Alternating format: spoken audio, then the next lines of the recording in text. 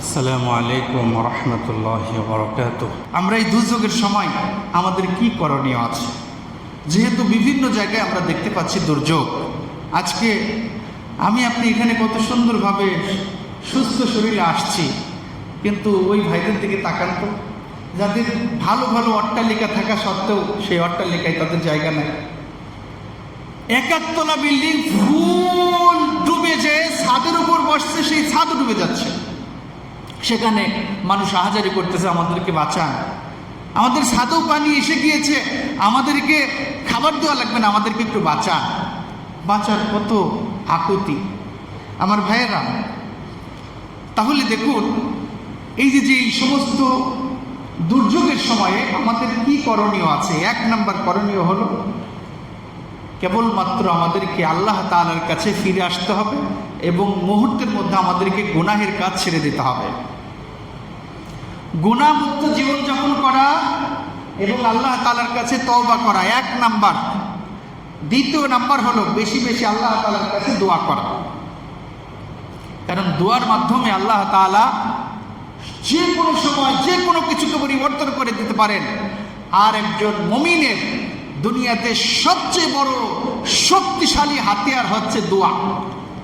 মনে রাখবেন, আল্লাহ তাআলা একজন মুমিনের দোয়া ততক্ষণ পর্যন্ত কবুল করেন যতক্ষণ পর্যন্ত আজরাইল তার কাছে এসে জান কবজ করে নিয়ে যাবে। জানটা এই পর্যন্ত এসেছে, হাত্তা ইন্নাল্লাহা ইয়াকবালু তাওবাতাল আবদি হাত্তা ইজা আদরাকাহুল গারগার।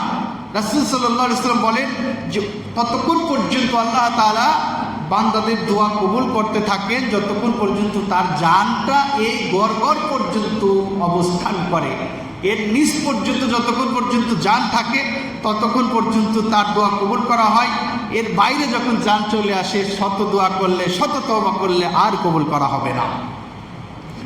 তাহলে অন্যতম আরেকটা করণীয় হলো সবর করা। এরপরে রুজু ইলাল্লাহ, আল্লাহ তাআলার কাছে ধর্ণা ধরা। যেই বিপদ আপদ থেকে আল্লাহ ছাড়া বাঁচানোর কোনো উপায় নাই, কেউ আমাদেরকে বাঁচাইতে পারবে না আমার ভাইয়েরা। এরপরে আসুন, অন্যতম আর একটা বিষয় হলো তাকদীরের উপর তাকদীরের উপর বিশ্বাস স্থাপন করা, যেগুলো আমাদের তাকদীরে ছিল।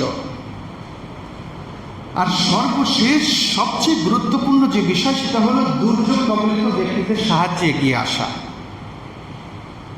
আমাদের এই মুহূর্তে সবচেয়ে বড় যে করণীয়, সেটা হলো দুর্যোগ কবলিত ব্যক্তিদের সাহায্যে এগিয়ে আসা।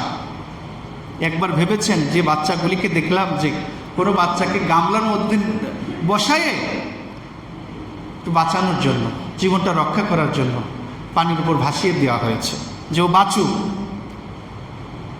ওইখানে যদি আমার বাচ্চা হতো।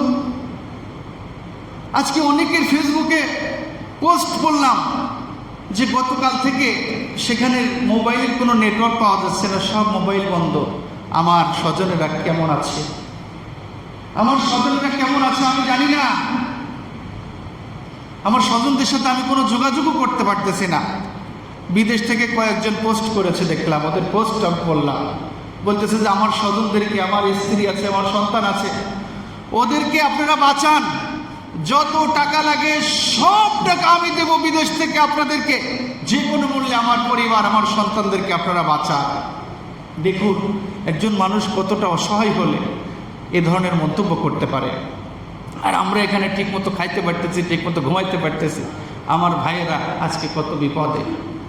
বলুন, এই বিপদে তাদের পাশে আমাদের দাঁড়ানো দরকার আছে না নাই? বলুন, আছে না নাই? বলুন। কিয়ামতের ময়দানে আল্লাহ সুবহানাহু ওয়া তাআলা বান্দাকে উদ্দেশ্য করে বলবেন, বান্দা, আমি দুনিয়াতে বিপদগ্রস্ত ছিলাম, তুমি আমার সাহায্যে এগিয়ে আসনি। আমি দুনিয়াতে বিপদগ্রস্ত ছিলাম, তুমি আমার সাহায্যে এগিয়ে আসনি। বান্দা বলবে, আল্লাহ আপনি তো আমাদের রব, আপনাকে আবার আমরা কিভাবে সাহায্য করব?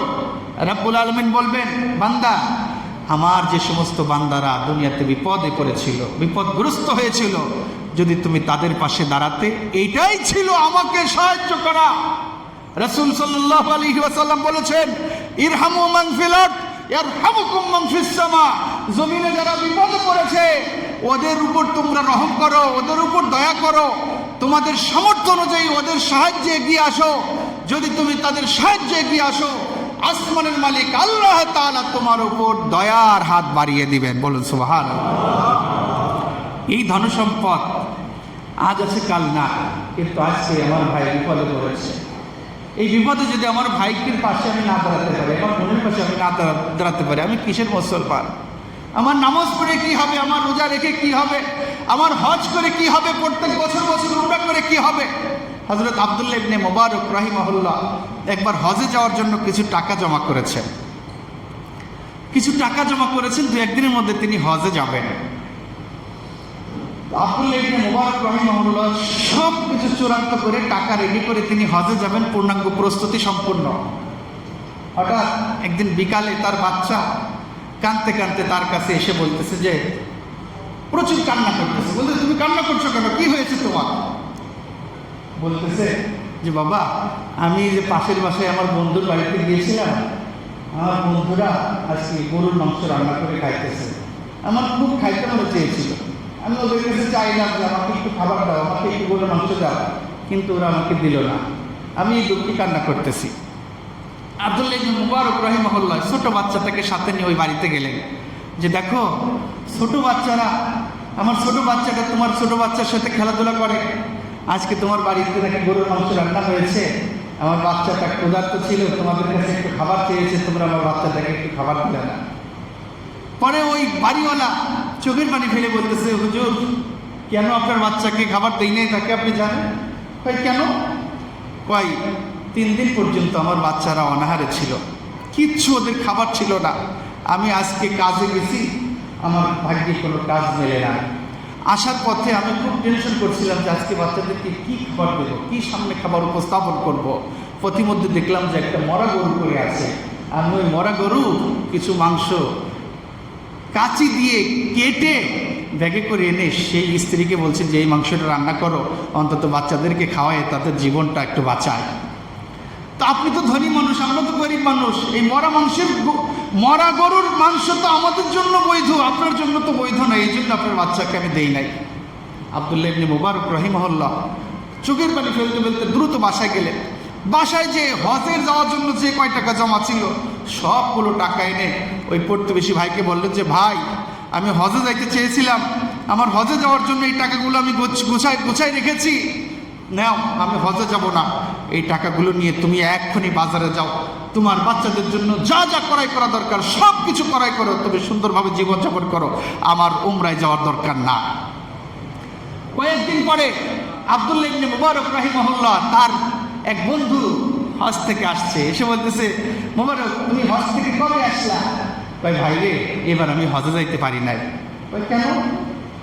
কি যে আমি কিছু টাকা জমা করেছিলাম হজে যাওয়ার জন্য, কিন্তু আমার এক প্রতিবেশীর এই অবস্থা ছিল, পরে আমার ওই টাকাটা আমি প্রতিবেশীকে দান করে দিয়েছি, আমি আর হজে যাই নাই। ওই বন্ধু বলতেছে যে বন্ধু, কসম আল্লাহর কসম, আল্লাহকে সাক্ষী রাখি বলতেছি, আমি যখন হজের কাজগুলি সম্পাদন করেছি, প্রত্যেকটা হজের কাজে আমার সামনে আমি তোমাকে দেখেছি। মানুষের জন্য কাজ করলে প্রতিদান আল্লাহর পক্ষ থেকে পাওয়া যায়। ওয়া আখিরু দাওয়ানা আলহামদুলিল্লাহি রাব্বিল আলামিন। আসসালামু আলাইকুম ওয়া রাহমাতুল্লাহি ওয়া বারাকাতুহু।